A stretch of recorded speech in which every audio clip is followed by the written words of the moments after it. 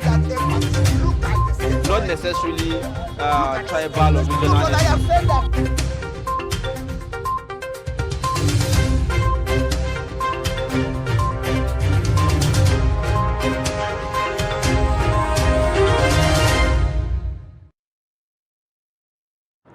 Welcome back and thanks for staying with us on Trust TV's Daybreak. Right now it's time for us to take a look at the front pages of the newspapers to see what's making the news this morning. So we'll start with Daily Trust newspaper and the major story on the front page: 48 hours to go, anxiety in Adamawa, Kebbi, others ahead supplementary polls.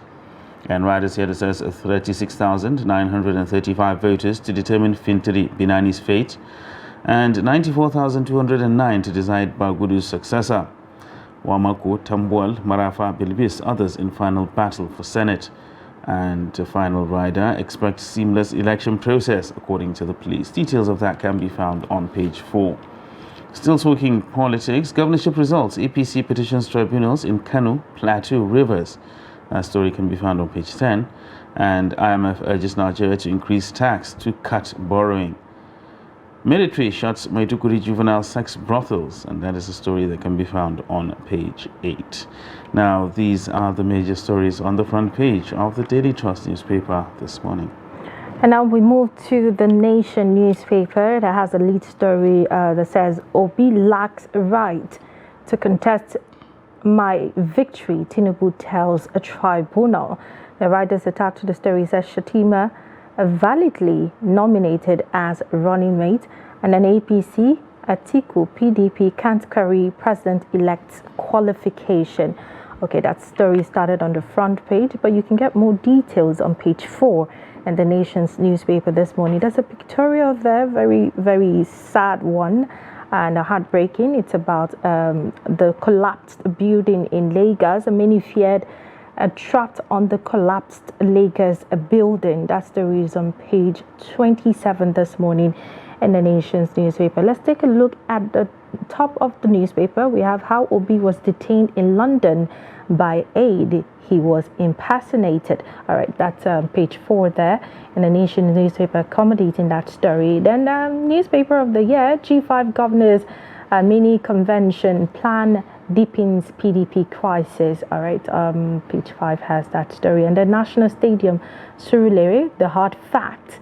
Once get all of the fact this morning, you can look that up in the Nation's newspaper. The bottom strip has a story like presidential poll most credible in Nigeria history. There's a writer attached to that story. It says observers reports rate beavers high, says Kiamo and others. It started on the front page, but you continue reading that story on page 4 this morning. Then there's this one that talked about gunmen kidnap and kill police inspector.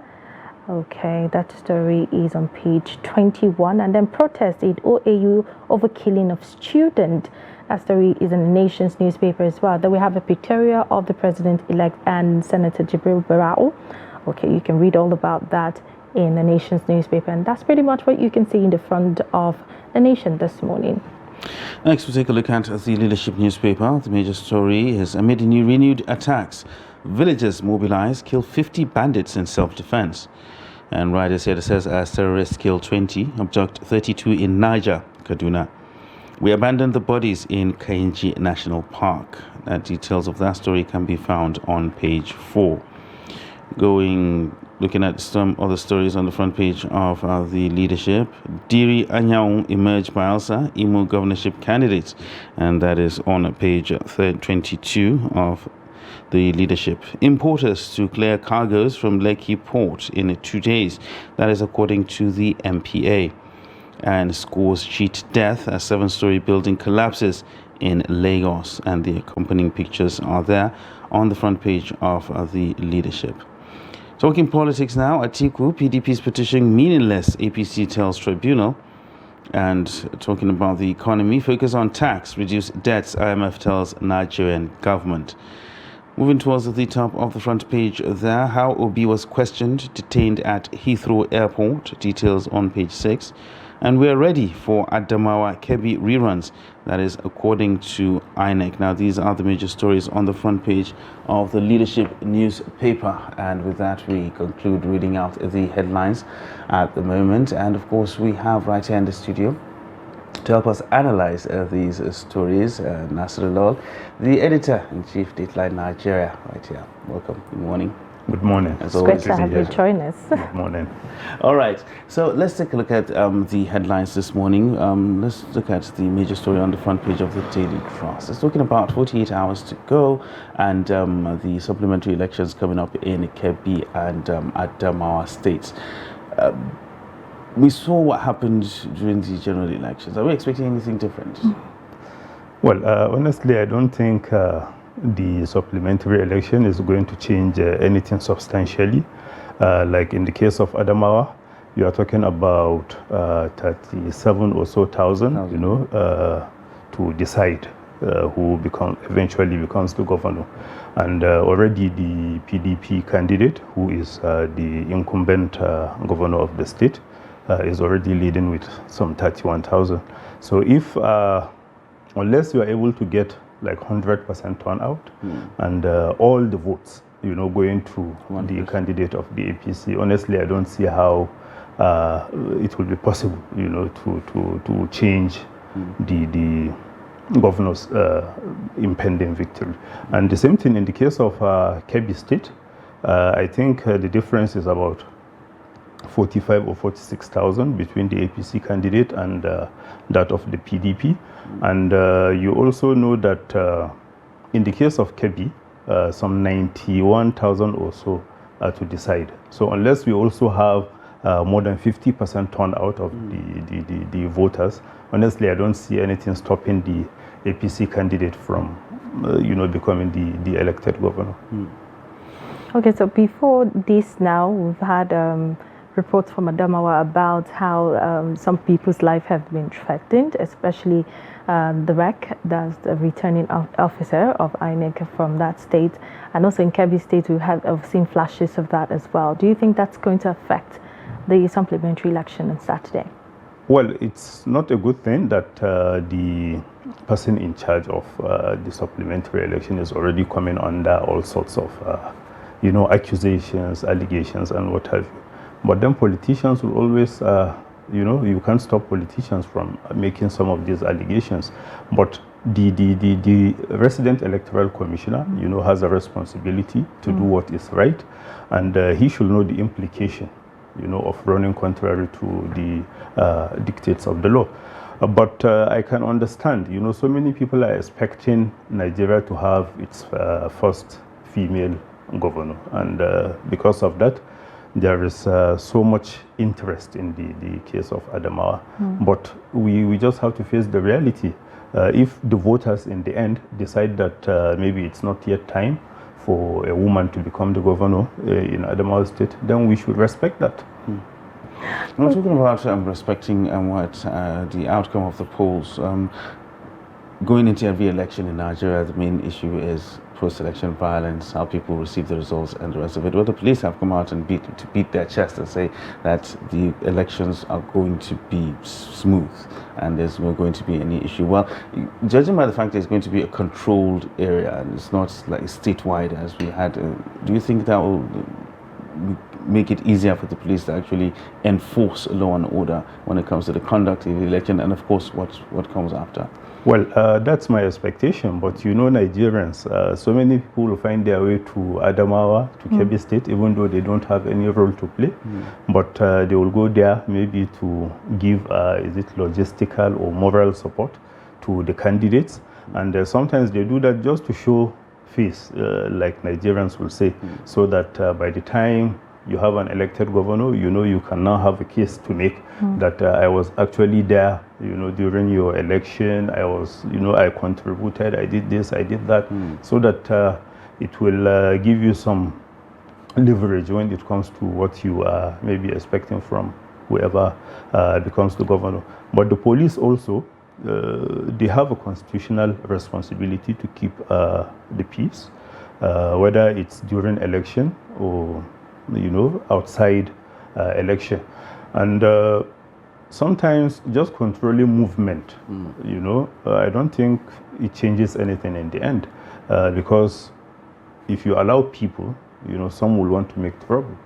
But if you are there, even if it is only the visibility part of it, sometimes you can stop one or two problems from breaking out, and that's what I expect the police to do. Okay, still looking at the Daily Trust newspaper now, one thing, or one of the headline rather, that concerns a lot of Nigeria, you and I, everybody watching right now, it's the IMF, International Monetary Fund, advising Nigeria to increase its tax rate, and that's because we could reduce our debt through that. Now, you're talking about a tax that has increased over the years. Nigeria has one of the lowest tax rates in the world. If increasing by 0.5% and then 0.75%, and then we have all of that, incurring all of this on goods and services and everything you have to do. Now we have the fuel subsidy removal, which will take effect in no time. What do you think is going to be the resultant effect in all of this? Is it the way to go? Well, to start with, I don't think what the IMF said is anything new, because our own Minister of Finance actually said that in one of her many interactive sessions with journalists, advising the incoming administration to, increase the tax, because in her own words, doing that will now help Nigeria to be able to make more money so that we don't have to go borrowing all the time. But this is only advisory. Nobody is saying that because IMF is saying it, then you have to do it. No, you have to look at the reality. So many people are finding it difficult to even do, what you have at the moment. Even the 7.5%, so many people are complaining. And by the time you jack that up, I don't know, what... I think the finance minister was suggesting 10%.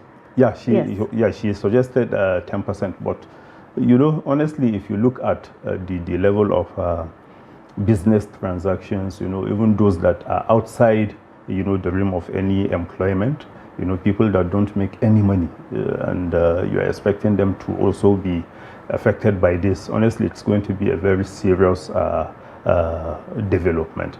But, governments, come and go. And the incoming administration, to my own expectation, they already have their own template, their own idea of how to go about, maybe sourcing money for all the projects that they may want to embark upon and things like that. But like I said, what the IMF said is only advisory. It's not like incumbent upon the government to respect that. But if that is the way to go, and then we think the benefits will outweigh all the disadvantages, then maybe we can give it a try. Well, I think apart from the value-added tax, which seems to have generated lots more interest from all angles because of the way it's actually collected, because it's collected on goods and services and the rest of it, there are other taxes that we actually have which are not receiving the desired attention. And a lot of people actually say it's not the absence of taxes that is our problem, it's the enforcement of these taxes. Yeah. I also believe that, because, if you can widen the tax net, because right now so many people are not paying any tax, and there is also a system whereby people are allowed to make their own projections. The FIRS will come to you, for you to give your own self-assessment, and because of that, we end up with some corrupt practices along the line. People are deliberately, reducing what they should be given to the government. And I don't know why, even in the first place, will allow people to do like self-assessment. Why don't you use your own staff, since you have them, to be able to arrive at the exact amount that people should be paying as taxes? But, sometimes in our quest to generate money, like we give tax holidays, we do so many things so that, like Dangote, for instance, he got some tax holiday to construct the Western Bypass in Kaduna.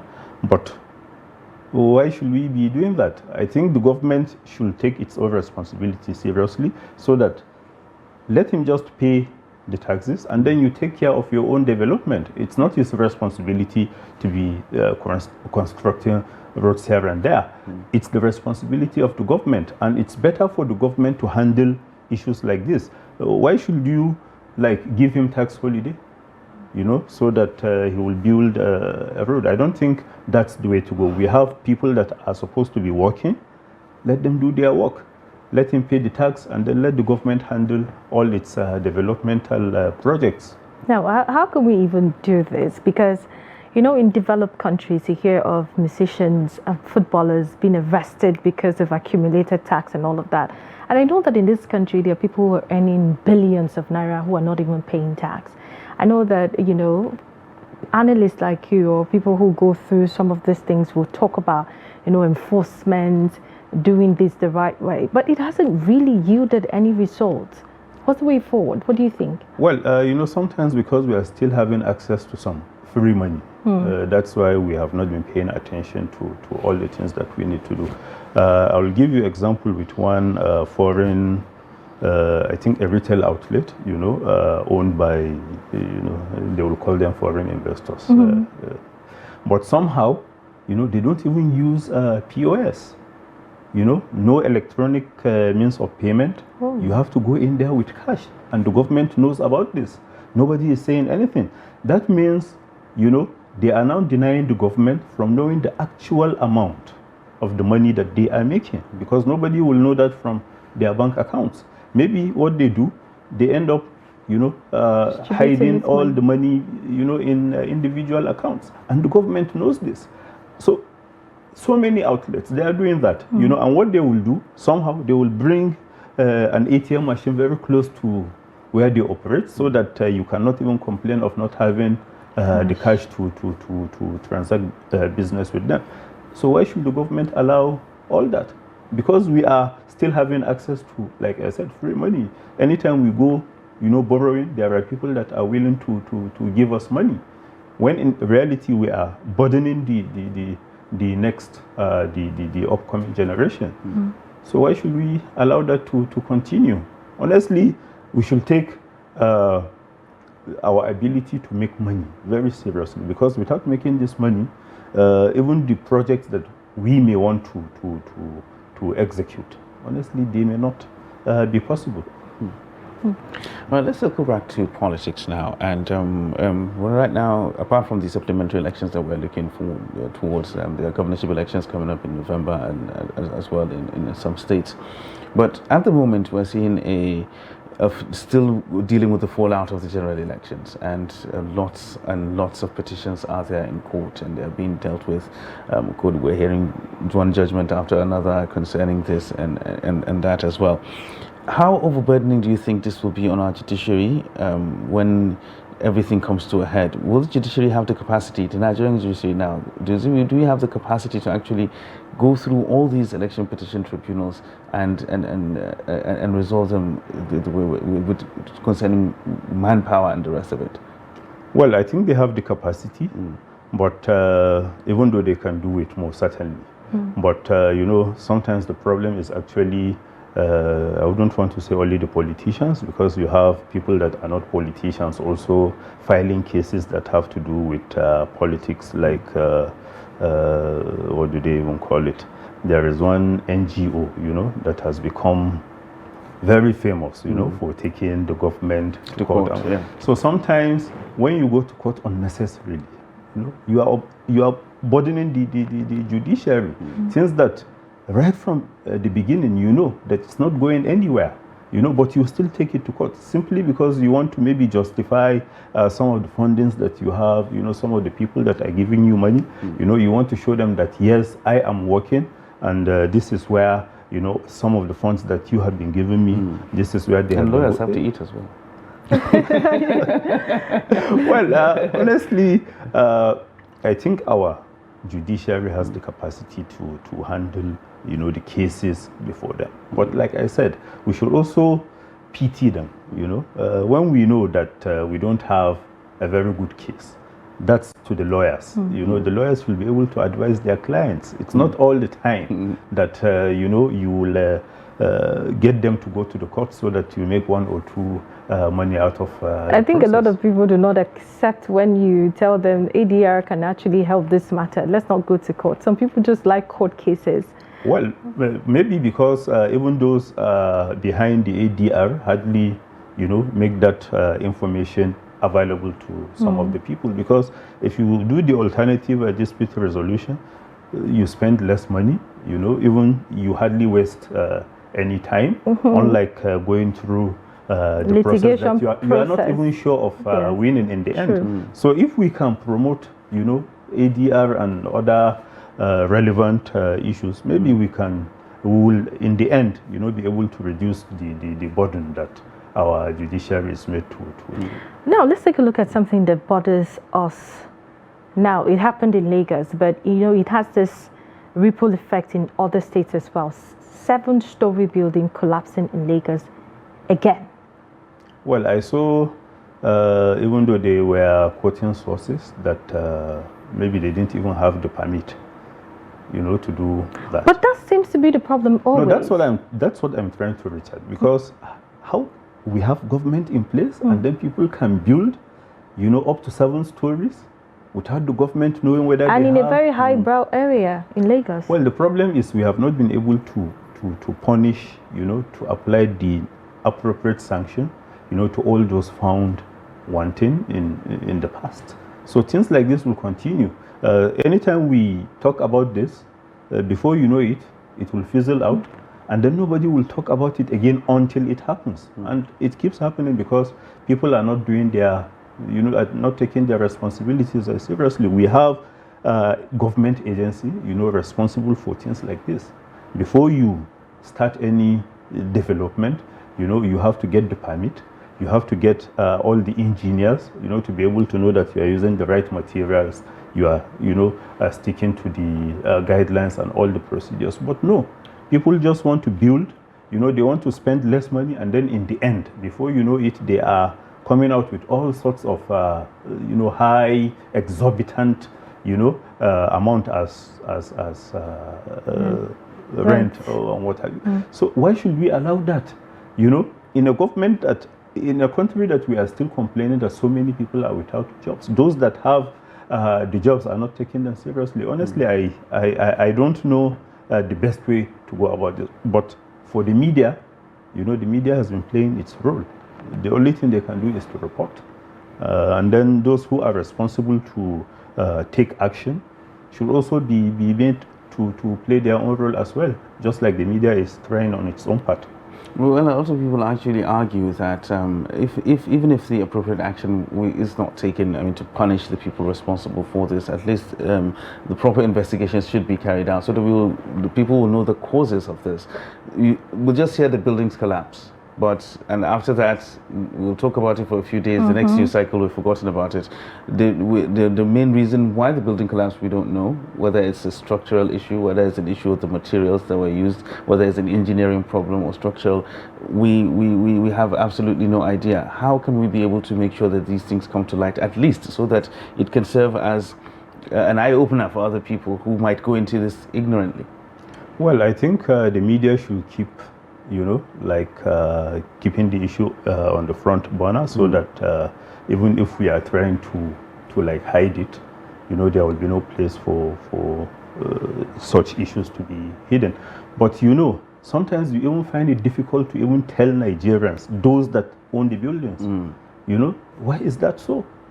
Something that you should be able to go to the government registry and know those that, right now so many people have buildings.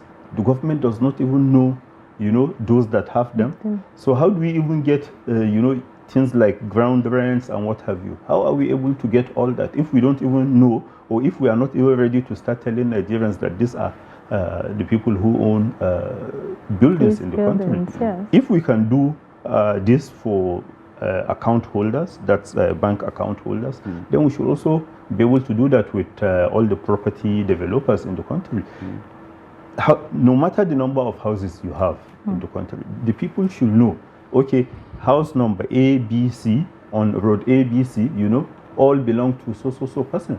That way, it will be easier for the government to know exactly the amount that such people should be paying as taxes, whether it's ground rents and other things. But right now, like I said, the government itself will be the one hiding, the identities of those that own buildings that end up collapsing, and it's quite unfortunate.